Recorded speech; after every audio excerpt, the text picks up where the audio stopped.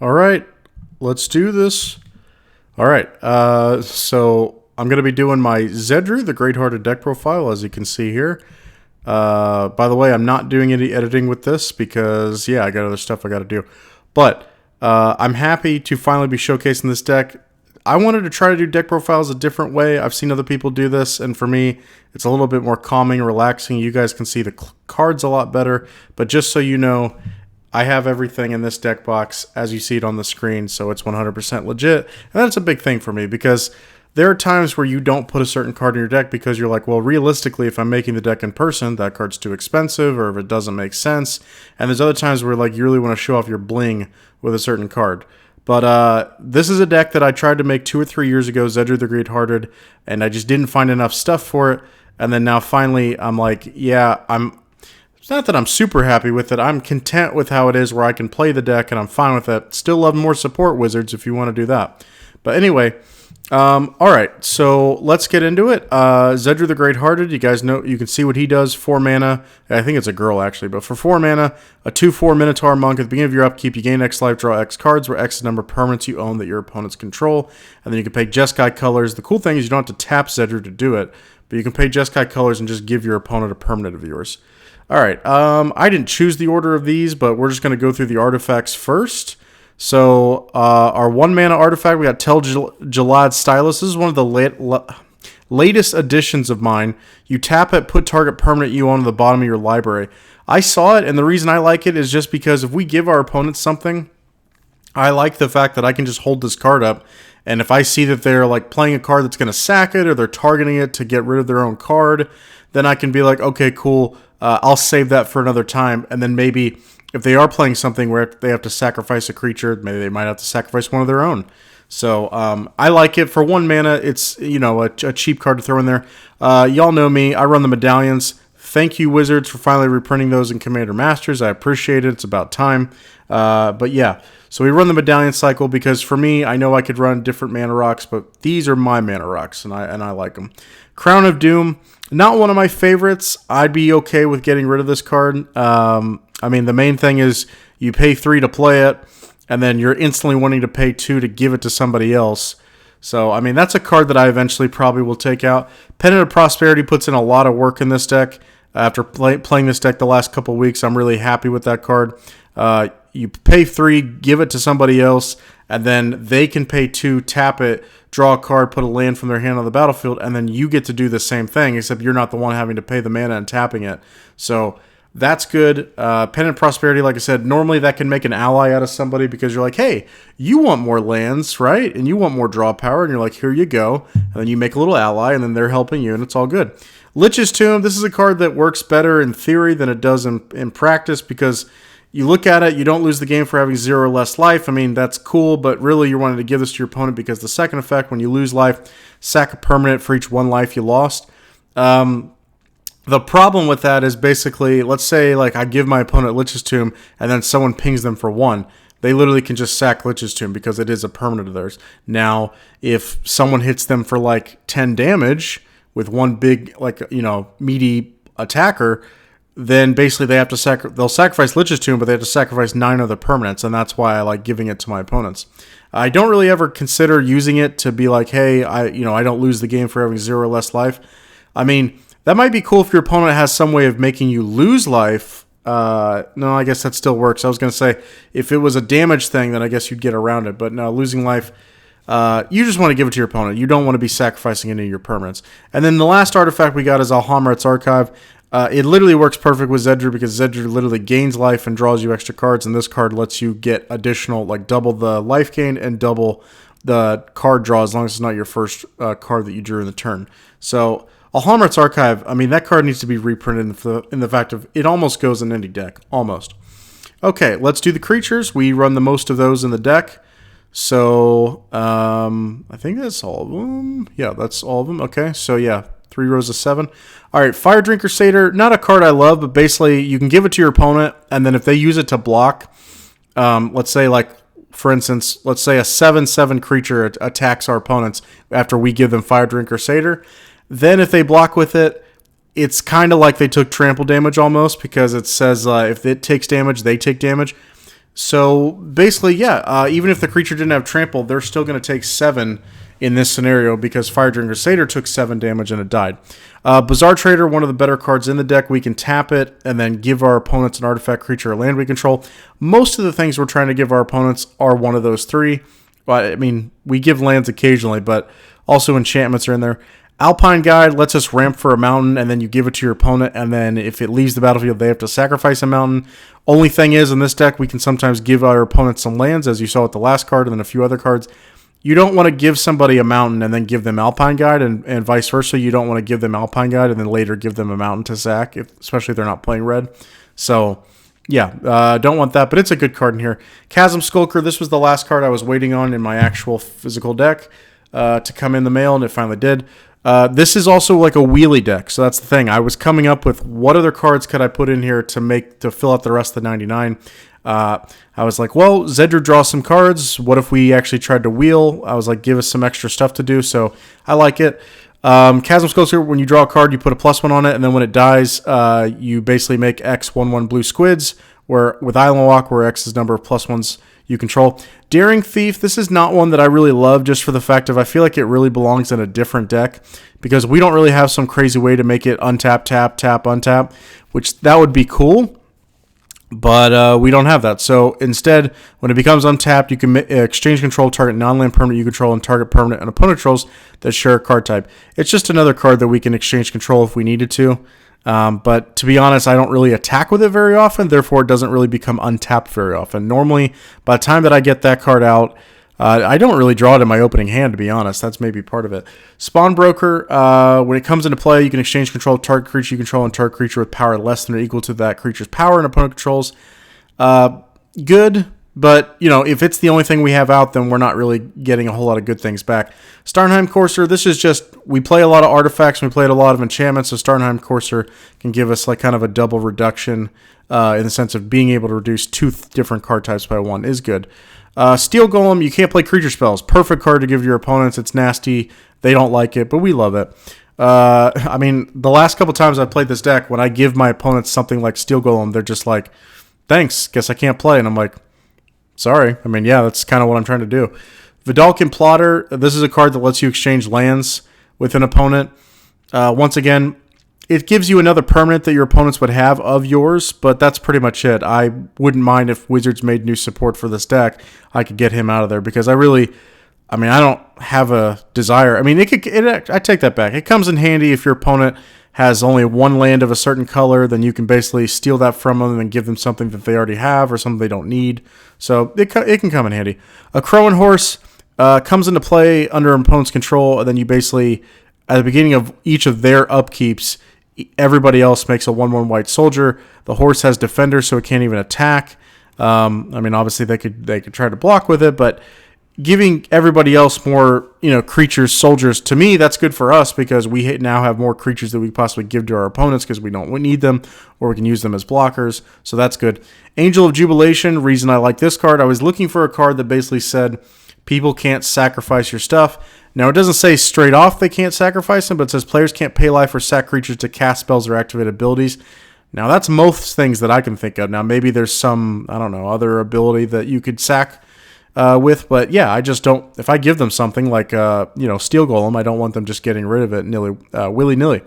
It also gives your non-black creatures +1/+1. That's kind of cool, extra bonus, but we don't really care about that much. We're not really trying to attack with a bunch of creatures, or even necessarily one big creature. The way this deck wins is we try to grind our opponents into dust, and then we use the wheel stuff to kind of finish it out. Gold Knight Castigator. So this is a card at first I was not a fan of. I don't love it, but 4/9 Flying Angel with haste. If a source would deal damage to you, it deals double that damage to you instead.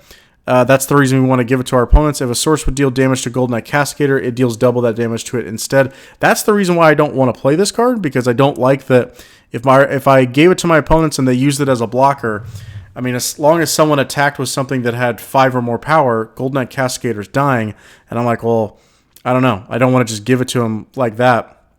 Plus, it's not a bad stat line, Flying Haste, but the cool thing is you can swing with it and then give it to your opponents in your second main or your post-combat main phase, and then now that it's tapped, they're going to be taking double the damage. That's the combo that I like. Grid Monitor, you can't play creature spells. Once again, this is a great thing to give to our opponents. Love that. Lesser Gargadon. This is one of the later ones that I found. Now, some people may not think this is good in here, but I personally like it. For 4 mana, it's a 6/4. Whenever it attacks or blocks, sacrifice a land. I think that it's good that like I can get a good mana, a good value creature for me, and I can kind of use it to hinder people from like swinging at me because I might have to sacrifice a land, but I can block and kill their stuff. But obviously, if I have to give it to my opponents, it's good that, okay, do you really want to use that guy? It's like, because if you do, you're going to be sacrificing lands. Now, the main thing is, once again, don't give this to somebody that you already gave one of your lands to because you don't want them to just sack yours, and that's 1 permanent you're down for Zedruu. Onerophage. Whenever you draw a card, it gets a +1/+1. It has flying. I like that. Rust Elemental, a 4/4 for flying, or 4/4 flying for 4 mana at the beginning of your upkeep. Sack an artifact other than Rust Elemental if you can't tap it and you lose 4 life. This is a good way. Obviously, once again, don't give this card to somebody that you've already given an important artifact to, or vice versa. Don't give somebody an important artifact like Steel Golem or Grid Monitor if they already have Rust Elemental because they'll just sack and get rid of it. But going against an artifact deck, Rust Elemental can be pretty good to be like, oh, well, you have to get rid of that, you have to get rid of that, and this deck can slow you down and grind the game down. So there are definitely going to be times where this card puts in a lot of work. Windborn Muse, it's a propaganda / ghostly prison on wings. Can't attack, or creatures can't attack unless they pay 2 for every creature. Yeah, just good, and we want to slow the game down. That's our main thing. Thundering Djinn. I love this guy. I've been wanting to play him for a while. Whenever he attacks, it deals damage into any target equal to the number of cards you've drawn this turn. We're going to be drawing a lot of cards. I think I said in my last video, or maybe I said it early in this video. Most I've ever drawn in this deck is probably 35, 40 cards in 1 turn. So it's a lot because we do a lot of wheeling. Next card, Arjun the Shifting Flame. He's a card that when you cast something, put all the cards from your hand at the bottom of your library, draw that many cards, helps us wheel. I've thought about making a deck where he's just the commander, but I feel like people would get bored of that pretty quick, and I don't know. I may consider doing something else, but he's in here, so yeah, the fun card. Djinn of Infinite Deceits. He's 2/7 for flying. Exchange control 2 target non-legendary creatures. You can't activate this ability during combat. Now, I thought I saw somebody. What was I saying? Somebody tried to use this because basically there was some weird interaction where someone actually got control of my Djinn. I forgot exactly what happened. I don't think it was because of me. I think they played something that actually got Djinn from me, and then they tried to use its ability, and I'm trying to remember how they did it. I think they tried to exchange 2 opponents' creatures, and I don't think that card lets you do that. Or no. What was it? I'm trying to remember exactly what they did, but basically I looked it up in the rules, and it's like you can't do that. I think you have to exchange control. Yeah, I think you have to exchange control of you and somebody else. It can't just be like 2 opponents. I think that's what they were trying to do, and I don't think they could do that. The Locust God, obviously, if you're doing it in a wheel deck, Locust God's great. Whenever you draw a card, you make a 1/1 blue insect with flying and haste. And then I don't ever use the pay 4, draw a card, discard because that's not a good value. If Locust God dies, you put it back to your hand at the beginning of the next end step. Sorry, my dog's here, and I think he's farting in his sleep, so something smells terrible. All right, let's go to the enchantments. We got As Foretold, one of my favorites. Because this is a deck that Zedruu deals with the upkeep, we have a few upkeep synergies, but As Foretold, just a good card to give us some value, especially if we're playing a slower deck. We should get to start cheating things out for free. Another thing is, Zedruu requires us to pay mana to give people things, so any card that lets us cheat things for free helps us out in that manner. Ghostly Prison, y'all know what that does. Moderation, you can't cast more than 1 spell each turn. Whenever you cast a spell, draw a card. Cool thing with Moderation, we can play it, cast 1 thing, draw a card, and if we still have enough mana left, then we can give it to somebody else that's maybe more of a spell slinger trying to play a lot of stuff. 9 lives, a great card. Hexproof, if a source would deal damage to you, prevent that damage, put an incarnation counter on it. So mainly what we want to do is hold 9 lives, prevent damage, and then when there are 9 or more incarnation counters on 9 lives, exile it, and then when it leaves the battlefield, you lose the game. The whole thing here is like, you want to wait until it's got close to 9 counters and then give it to somebody else, but the other thing is, What you don't want to do is basically have 9 lives and have a chance to give it away and be like, no, I'm safe, I'm good. And then someone plays something that's like, I mean, there's some random stuff out there where it's just like everybody's sacking enchantment. And if that was the only enchantment you had, you just lost the game because hexproof doesn't get around that. Paradox Haze, the beginning of enchanted player's upkeep. Each turn that player gets an additional upkeep step after this step. Now, cool thing about auras, obviously you can enchant to yourself and then basically you can still give it control of it to somebody else. But it still counts as your aura attached to you, so you're still getting all the benefit out of it. I've seen some people do that with Zedruu, where they play a ton of auras. For me, it's just not... I don't think that's what Zedruu really is designed to be, or that's not the way I like to play it. You definitely can do that, but I think the wheel thing serves us better, because you can eventually give your opponents like everything, but how do you actually win the game? You can gain a ton of life, but how are we winning the game? So I had to kind of put in a win condition. Propaganda, you know what that does. Psychic Corrosion, one of my favorite blue enchantments. Whenever you draw a card, each opponent puts the top 2 cards of their library into their graveyard. Helps with the wheel thing, makes it a lot easier to give us a win condition. Pyromancer's Swath, great card to give to our opponents. If an instant or sorcery would deal damage, if an instant or sorcery you control would deal damage to a creature or player, deals that much damage plus 2 to that creature or player instead. Now, I guess if we give this to a Spellslinger red deck, then yeah, maybe that might be better if they're trying to do burn. But beginning of each end step, discard your hand. Cool thing, yeah, you don't ever play Pyromancer Swath if you can't give it to your opponent that same turn. That's just a no-go. Swindler's Scheme. I like this card. I think it's kind of cool and interesting. Whenever an opponent casts a spell from their hand, you may reveal the top card of your library. If it shares a card type with that spell, counter that spell, and your opponent may cast the reveal card without paying its mana cost. So I'm going to tell you this right now. Yes, there's some good cards in here that maybe our opponents would want, for sure.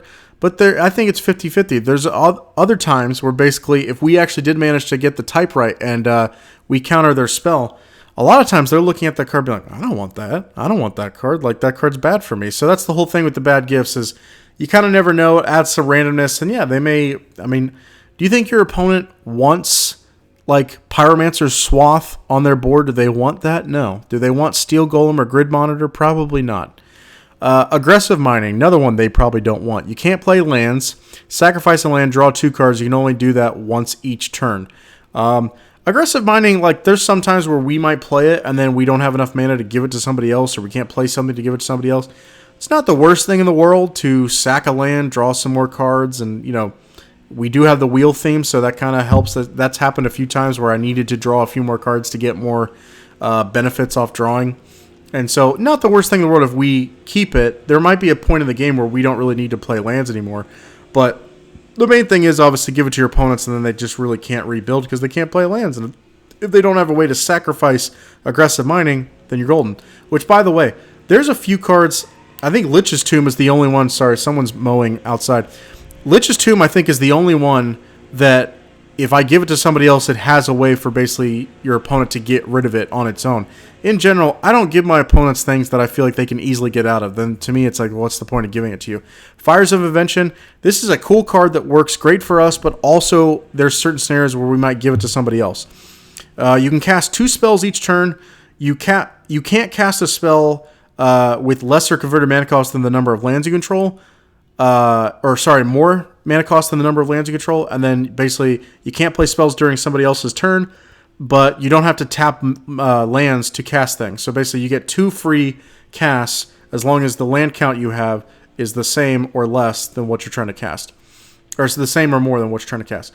So we can play Fires of Invention, play another cool thing, and then if we have Zedruu already out, we can basically go, okay, I can give this to somebody else. So, cool card. Pukish Mischief. Beginning of your upkeep, exchange control of target non-land permanent you control and target non-land permanent opponent controls with an equal or lesser mana cost. I really like that card a lot. I really wish that guy wasn't mowing outside. I really like this card a lot. I think it's a good way for us every turn to just give away something. But it's not just giving away. We're also getting something back. So that's pretty cool. Whirlwind of Thought. I think if you're playing a Jeskai deck, you should probably play Whirlwind of Thought. Just a good card. Whenever you cast a non-creature spell, draw a card. Confusion in the Ranks. Whenever an artifact creature or enchantment comes to play, its controller chooses target permanent another player controls that shares a type with it. Exchange control of those permanents.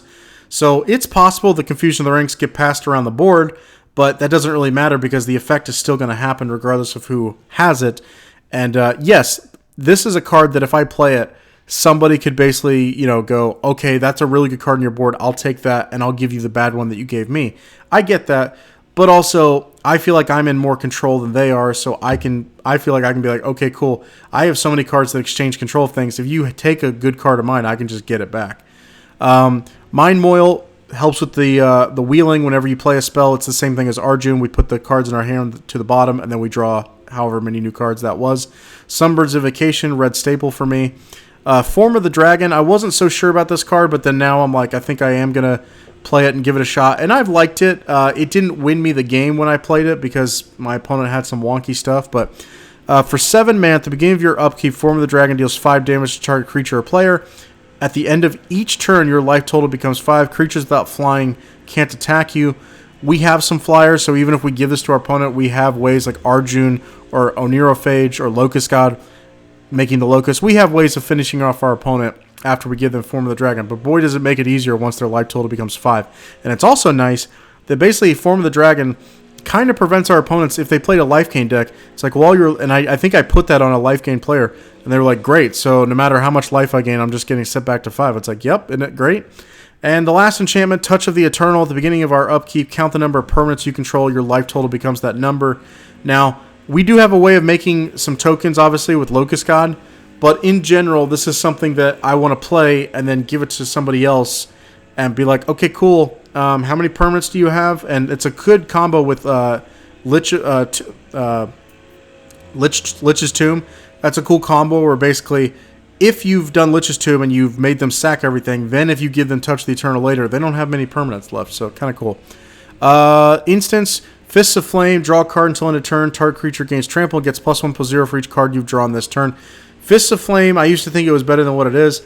It doesn't count the cards you draw after Fists of Flame resolves. It just counts the ones that you've done previously. So it's a good practice when you play this deck because you play this card to just kind of have a dice and just keep track of how many cards you're drawing every turn.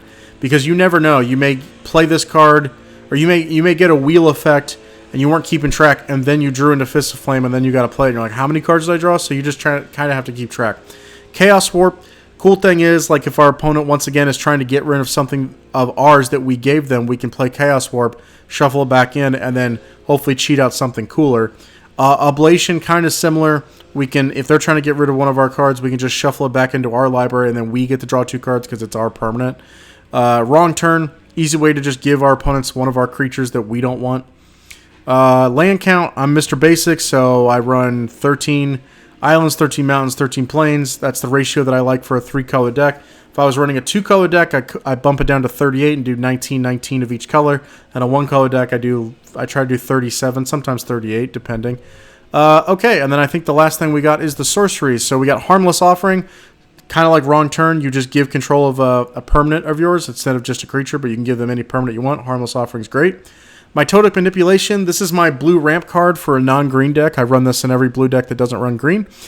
Because I'm running basics, it makes it a lot easier. For someone that's not running basics, it's probably not the greatest thing for you. But you look at the top 7 cards of your library, put one of those cards onto the battlefield that has the same name as a permanent, put the rest on the bottom of your library in any order. So cool thing is, if I played Mitotic Manipulation, let's say I had blue-white and I hadn't got my mountain yet, if I have an opponent that has a mountain out there, Mitotic Manipulation, if one of my top 7 is a mountain, I could just cheat that out. But, I mean, most of the time when I play Manipulation, you're going to tell me I don't have a land in my top 7? That's not likely to happen. Role Reversal, really good card. Exchange control of 2 permanents to share a permanent type. Great value for that for 3 mana. Order of Succession, kind of a risky card. This is one that I'd be okay swapping out with something else if Wizards gave us more support. Choose left or right, starting with you and proceeding in the chosen direction. Each player chooses a creature controlled by the next player. In that direction, each player gains control of that creature he or she chose. Now, when I put this card in there, the thinking was at the beginning of the game, maybe before I have Zedruu out, I have one creature that I'm like, this really is going to screw them over, and I play Order of Succession, and my opponent has no choice but to take that creature. The problem is if you draw this card later in the game, and you got Zedruu out, or you got Arjun out, or something like that that's actually good, guess what? You playing this card, unless you're just trying to get some great card from one of your opponents, one great creature, you don't really want to be giving them something like that. You want to give them something problematic, and if you have a better option or a decent option on your board, they're not going to choose your bad creature. You want to set it up where they have no choice but to take a bad creature they don't really want. Ruination, The reason we run, the reason we run all basics because that's my OCD and I want to do that. But Ruination is an added benefit of I don't run any non-basics, so I can play Ruination. It doesn't affect me. Modify Memory. Exchange control of 2 target creatures controlled by different players. If you control neither creature, draw 3 cards. So, yeah, it'd be cool if you got to draw 3 cards off of this by giving, watching 2 of your opponents swap creatures. But also, if I have a cool card that I'm like, this is going to screw them over, yeah, I want to play Modify Memory, and yeah, I'll miss out on the draw 3, but I'm getting what I want, which is they get problematic creature and I get something better back. Shrewd Negotiation. Exchange control target artifact you control and target artifact or creature you don't control. We have, we play 8 artifacts, but it's no problem giving them one of our artifacts, no biggie. Plus, we have a lot of ways of getting something back. Even if I gave my opponents a medallion that doesn't work for their colors, I have a way to get it back, so it's all good. Switcheroo. Exchange control 2 target creatures for 5 mana, and then Shifting Loyalties. Exchange control 2 permanents that share a card type. And yeah, that's it for the deck. I know I've rambled, but Wizards, if you ever looked at this deck profile, I would love for you to actually give us some more support for Zedruu, because I think Zedruu is a great concept for a commander. We just need more hate cards or bad gifts, and we need a few easier ways of maybe giving them to our opponent. But yeah, basically we just need more bad gifts. That's mainly what we want. All right, that's it for now. That's it for me, Casual Card Games. Next deck profile I'm coming at you with will probably be here in the next week or two. But anyway, that's it for now. Have a good one, guys. Peace.